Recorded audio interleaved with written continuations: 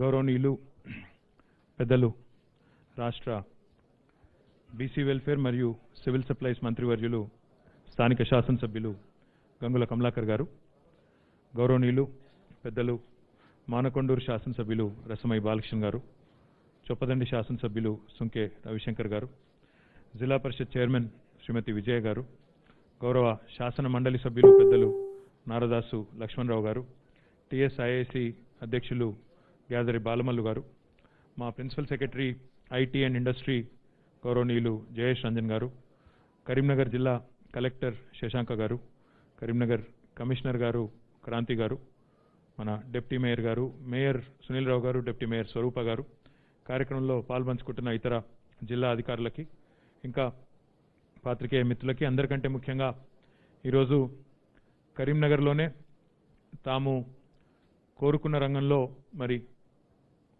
ఉద్యోగం పొంది ఇక్కడే ఈరోజు శుభారంభం చేసిన ఒక 432 మంది యువతులకి ముందుగా హృదయపూర్వకమైన శుభాకాంక్షలు. My compliments to all of you who have actually been placed in this IT tower in Karimnagar.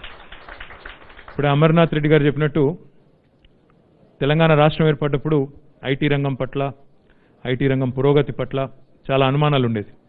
Hyderabad నగరం ఒక కాస్మోపాలిటన్ నగరం, మరి రేపు తెలంగాణ వచ్చిన తర్వాత ఏమవుతుందో, ఇక్కడ ఏం జరుగుతుందో అనే ఒక అనుమానం, ఒక అపోహ ఆనాడు ఉండేది.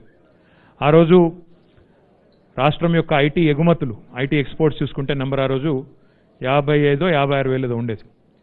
ఆ రోజు ఒక లక్ష్యం పెట్టుకున్నాం. అప్పుడు నేను, మన అప్పుడున్న సెక్రటరీ గారు, నేను, గౌరవ ముఖ్యమంత్రి గారి ఆలోచన మేరకు ఒక లక్ష్యం నిర్దేశించుకున్నాం. ఒకటి, ఈ పురోగతి ఎట్టి పరిస్థితుల్లో ఆగకూడదు. ఐటీ రంగం పరుగులు ఏదైతే పెడతా ఉన్నదో ఎట్టి పరిస్థితుల్లో ఆగకూడదు. ఆగకపోవడమే కాదు, ద్విగుణీకృతమైన ఉత్సాహంతో, అంటే రెట్టింపు వేగంతో, డబుల్ స్పీడ్తో ముందుకు పోవాలి అని పెట్టుకున్నాం. 5 ఏళ్లలో ఖచ్చితంగా ఐటీ ఎగుమతులు రెట్టింపు చేయాలని లక్ష్యం పెట్టుకున్నాం. అనుకున్నట్టుగానే 5 ఏళ్లలోనే ఈరోజు 1,28,000 కోట్లకు తెలంగాణ ఐటీ ఎగుమతులు చేరుకున్నాయంటే అందులో ఖచ్చితంగా ఇక్కడ ఉండే యువతుల ప్రతిభనే ముఖ్య కారణం అని చెప్పక తప్పదు. ఎందుకంటే ఐటీ రంగం ఎట్లాంటి రంగం అంటే ఇందులో ప్రభుత్వ పెట్టుబడుల కంటే ఎక్కువ ప్రభుత్వం ఒక ఎనేబులర్గా, అంటే ప్రభుత్వం ఒక ప్రేరకంగా పనిచేస్తుంది తప్ప ఇందులో డైరెక్ట్గా ప్రభుత్వం చేసే పాత్ర తక్కువ. ఇక్కడ మంచి విధానాలు తీసుకొని రావాలి, ప్రోగ్రెసివ్ పాలసీస్ తీసుకొని రావాలి, ఈకోసిస్టమ్ క్రియేట్ చేయాలి. దాంతోపాటు మారుతున్న కాలానికి అనుగుణంగా మనం కూడా మారాలి అనే ఆలోచనతోనే మనం చాలా కార్యక్రమాలు చేస్తూ ఉన్నాం. ఈరోజు ఐటీ రంగంలో భారతదేశంలోనే తెలంగాణ రాష్ట్రం 2వ స్థానంలో ఉంది. కానీ ఒక విషయం ఇక్కడ కరీంనగర్లో ఉన్న పిల్లలకు నేను చెప్పదలుచుకున్నాను. ఐటీ రంగంలో టాలెంట్ అనేది ఒక హైదరాబాద్లో చదువుకున్న పిల్లోడికో, లేదా బెంగళూరులో చదువుకున్న అమ్మాయికో, ఢిల్లీలో చదువుకున్న పిల్లలకో, లేకపోతే ముంబైలో పెరుగుతున్న పిల్లలకు మాత్రమే సొత్తు, వాళ్ళ సొంతం కాదు. టాలెంట్ అనేది ఎవరి గుత్త సొత్తు కాదు. ఈరోజు దేశవ్యాప్తంగా ద్వితీయ శ్రేణి పట్టణాలు ఏవైతే ఉన్నాయో, రాజధాని తర్వాత ఆ స్థాయి పట్టణాలు, మన రాష్ట్రమే తీసుకుంటే కరీంనగర్ ఉంది, వరంగల్ ఉంది, మహబూబ్ నగర్ ఉంది, ఖమ్మం ఉంది, నిజామాబాద్ ఉంది, ఆదిలాబాద్ ఉంది, ఈ రకంగా నల్గొండ ఉంది. ఎన్నో పట్టణాలు, ద్వితీయ శ్రేణి పట్టణాలు ఈరోజు మన రాష్ట్రంలో కూడా ఉన్నాయి.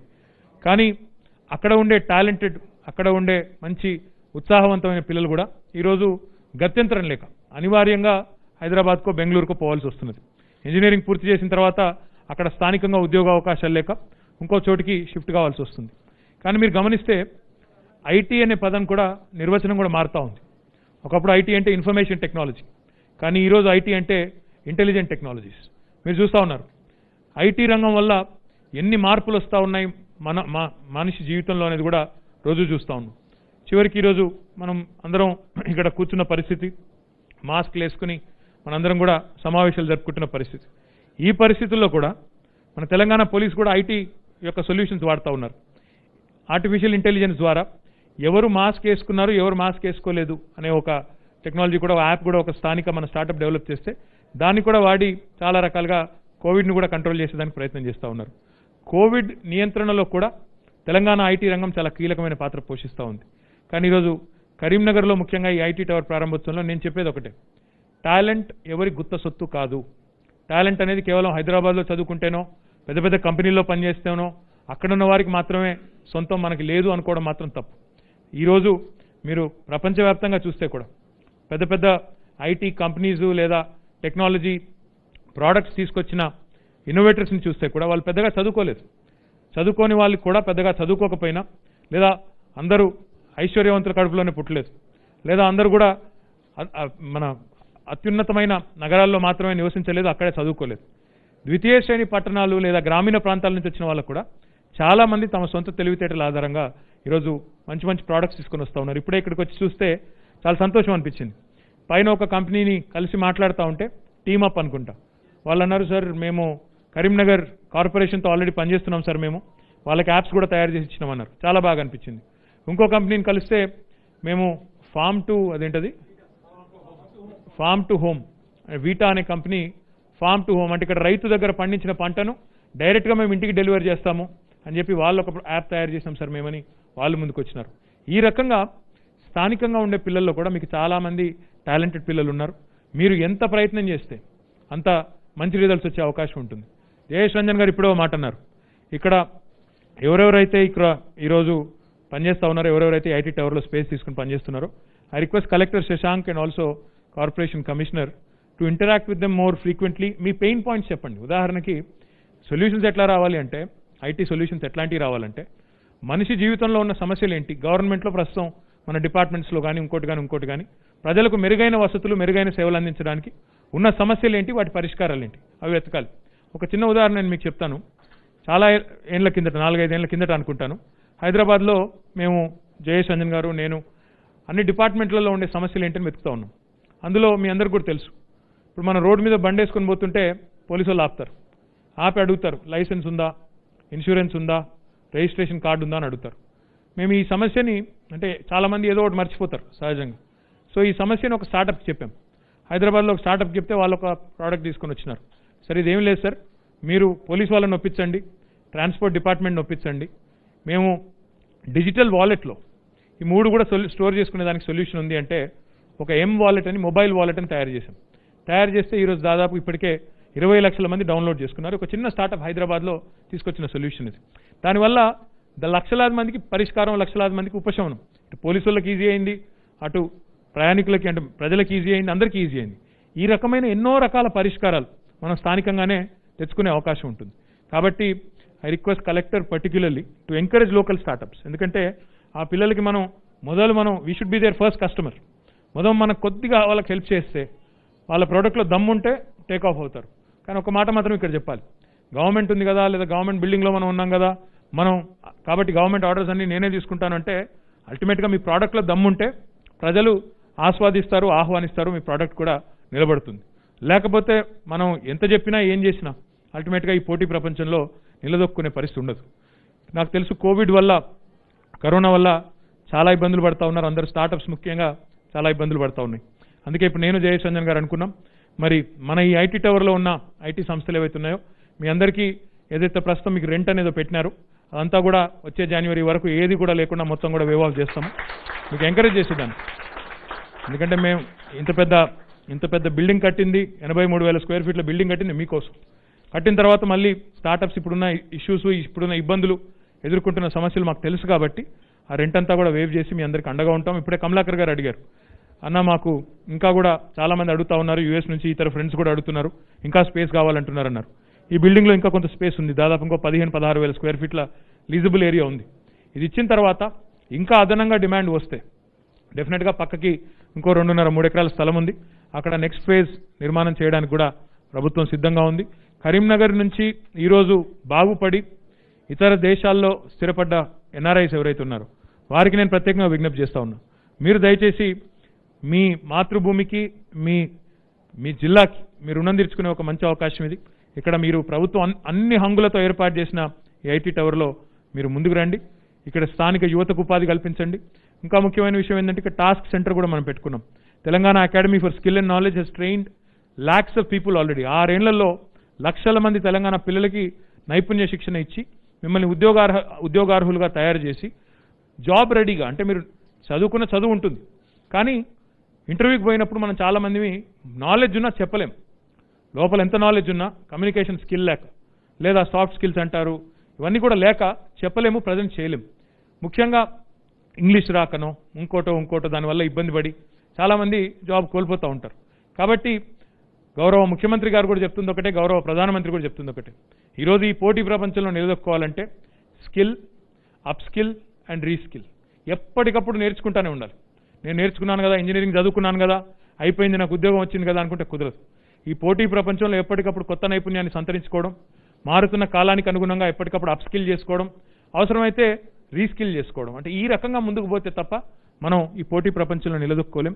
అందుకే ఇక్కడ టాస్క్ సెంటర్ కూడా పెట్టినాం. టాస్క్ సెంటర్లో మీకు ఇక్కడ ఒక ఆడిటోరియం ఉంది, అక్కడ అన్ని క్లాసెస్ నిర్వహించబడతాయి, ఆన్లైన్ క్లాసెస్ ఉంటాయి, ఆఫ్లైన్ క్లాసెస్ ఉంటాయి, ఇవన్నీ కూడా టాస్క్ ద్వారా చేస్తాం. టీ హబ్ సెంటర్ కూడా ఇక్కడ పెడుతున్నాం. టీ హబ్ సెంటర్లో కూడా ఎవరైనా స్టార్టప్స్ మీకు ఇంకా మార్కెట్ యాక్సెస్ కానీ, మెంటరింగ్ కానీ, ఇంకెవరైనా బాగా ఇప్పటికే ఈ రంగంలో బాగా అనుభవం ఉన్న వాళ్ళ దగ్గర సలహాలు తీసుకోవాలన్నా, సూచనలు తీసుకోవాలన్నా, లేదా ఇన్వెస్టర్ యాక్సెస్ కావాలన్నా, ఇవన్నిటికీ కూడా ఇక్కడ టీ హబ్ సెంటర్ మీకు ఉపయోగపడుతుంది. కరీంనగర్లో నేను ఇక్కడే చదువుకున్నాను, ఇక్కడ నుంచి మళ్ళీ హైదరాబాద్కో బెంగళూరుకో పోవాలా అనే ఆలోచన లేకుండా ఏ రకమైన నైపుణ్యం ఉన్నా ప్రస్తుతం దీనిలో ఈ సెంటర్లోకి వచ్చి, ఈ టవర్లోకి వచ్చి అన్ని అవకాశాలు ఎక్స్ప్లోర్ చేసిన తర్వాత ఒకవేళ అయినప్పటికీ ఇంకా నేను బయటికి పోతాను అంటే, ఇక్కడ సరిపోలేదు అంటే you can always go. But ఇనీషియల్గా ఒక ప్లాట్ఫామ్ ఉండాలి మీకు ఇక్కడ. ఇనీషియల్గా ఈ ప్లాట్ఫామ్లో మీకు అన్ని రకాల అవకాశాలు ఇక్కడ ఎక్స్ప్లోర్ చేసిన తర్వాత ఇంకా ఏమైనా రేపటి రోజున యాడ్ చేయాల్సి వస్తే కూడా చేయడానికి ప్రభుత్వం సిద్ధంగా ఉంది. ఇంకా భవిష్యత్తులో మేము ప్రయత్నాలు కొనసాగిస్తూనే ఉన్నాం. మీరు చూసే ఉంటారు, వరంగల్లో టెక్ మహీంద్రా వచ్చింది, సైంట్ వచ్చింది, ఇంకా చాలా కంపెనీలు వస్తూ ఉన్నాయి. కరీంనగర్కి, ఖమ్మంకి, నిజామాబాద్కి, మహబూబ్ నగర్కి, ఇవన్నీ ద్వితీయ శ్రేణి పట్టణాలకు కూడా ఇంకా పెద్ద ఎత్తున కొత్త కంపెనీలు తీసుకొచ్చే ప్రయత్నాలు కొనసాగుతూనే ఉంటాయి, నిరంతరంగా సాగుతూ ఉంటాయి. కానీ ఇంతకుముందు నేను చెప్పింది ఇంటెలిజెంట్ టెక్నాలజీ అని ఎందుకన్నాను అంటే, ఐటీ అంటే 2 కారణాలు. ఒకనాడు 99-2000 సంవత్సరంలో హైదరాబాద్లో ఐటీ ప్రారంభించిన నాడు అప్పుడు Y2K అని ఒక ఇష్యూ ఉండేది, మీ అందరికి తెలుసు. ఆ Y2K ఇష్యూ వల్ల ఆనాడు చాలా జాబ్స్ అక్కడ హైదరాబాద్ కేంద్రంగానే వచ్చినాయి. కానీ రాను రాను 20 సంవత్సరాల్లో కొత్త టెక్నాలజీస్కి హైదరాబాద్ కేంద్రం అవుతా ఉంది, ఎమర్జింగ్ టెక్నాలజీస్కి హైదరాబాద్ కేంద్రం అవుతా ఉంది. అట్లాంటప్పుడు ఇదివరకు 20 ఏళ్ల కింద చేసిన పని, హైదరాబాద్లో చేసిన పని, లేదా 10 ఏళ్ల కింద హైదరాబాద్లో చేసిన పని ఈరోజు అక్కడే చేయాలనేది ఏం లేదు. అదే పని ఈరోజు కరీంనగర్లో చేయొచ్చు, ఆదిలాబాద్లో చేయొచ్చు, ఇంకెక్కడైనా చేయొచ్చు తెలంగాణలో. ఎందుకంటే మీరు ఎక్కడికక్కడ నైపుణ్యం ఉన్న పిల్లలు ఉన్నారు. నేను ఈరోజు కలిసిన ప్రతి కంపెనీని అడిగాను, 15 మందిని, మీకు టాలెంటెడ్ పిల్లలు దొరుకుతున్నారా లోకల్గా అన్నాను. జ్యోతిష్మతి కాలేజ్ వాళ్ళు, వాగేశ్వరి కాలేజ్ వాళ్ళు చాలామంది పిల్లలు కలిసినారు. వాళ్ళందరూ చెప్తున్నారు, అవునన్నా ఇక్కడ లోకల్ పిల్లలే మేమంతా కూడా, ఇక్కడే డైరెక్ట్గా క్యాంపస్లో రిక్రూట్మెంట్ అయిందని చెప్పినారు. సంతోషం అనిపించింది. ఏంటంటే టాలెంట్ ఉంది, ఇబ్బంది ఏమీ లేదు. ఏమన్నా కొద్దిగా if you're rough around the edges, task will refine you, task will train you, task will make you job ready. At the same time ఇందాక నేను మీకు మళ్ళీ రిక్వెస్ట్ చేసినట్టు, ఈ పోటీ ప్రపంచంలో నిలదొక్కుకోవాలంటే మాత్రం you have to continue to focus on skilling, continue to focus on learning new technologies, continue to challenge your self, continue to motivate your self. Job వచ్చింది కదా, కరీంనగర్లో ఉన్నాను కదా, మా ఫ్రెండ్స్ ఉన్నారు కదా, నేను తిరుగుతూ ఉంటానంటే అట్లా కాదు. You have to continue to motivate your self to do more, continue to motivate your self to engage in the current emerging trends in the world. ఇవన్నీ చూసుకొని మీరు ముందుకు పోతే భవిష్యత్తు చాలా ఉజ్వలంగా ఉంటుంది. ఇది కేవలం ప్రారంభం మాత్రమే కరీంనగర్లో.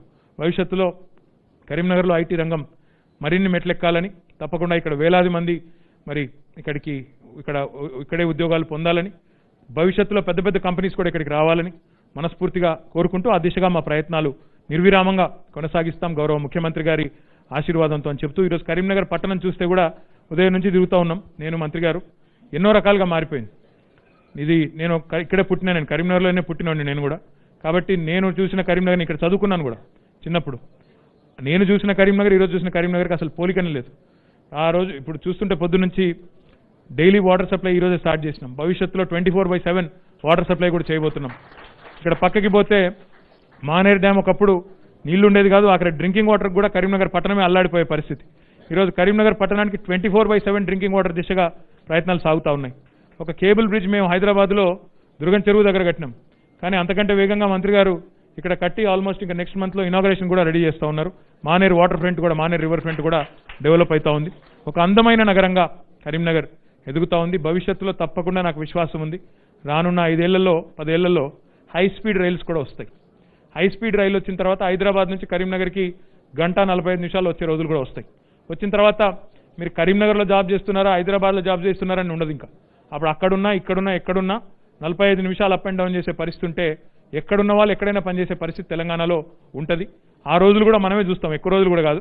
నేను చెప్పేది 5 to 10 years అది కూడా జరుగుతుంది. తప్పకుండా మన ప్రయత్నాలు ఎప్పటికప్పుడు మనం ఫోకస్డ్గా ఎప్పటికప్పుడు మన ఎఫర్ట్స్ మాత్రం నిరంతరం పెట్టినట్టయితే పర్సనల్గా ఉజ్వలంగా భవిష్యత్తు ఉంటుందని చెప్పి మళ్ళొకసారి ఇక్కడ ఉండే స్థానిక పిల్లలందరికీ విజ్ఞప్తి చేస్తూ, మరి మీ అందరికీ మళ్ళొకసారి శుభాకాంక్షలు తెలియజేస్తూ, మళ్ళీ కమలాకర్ గారికి ప్రత్యేకంగా అభినందనలు తెలియజేస్తూ ధన్యవాదాలు, నమస్కారం, థ్యాంక్ యూ.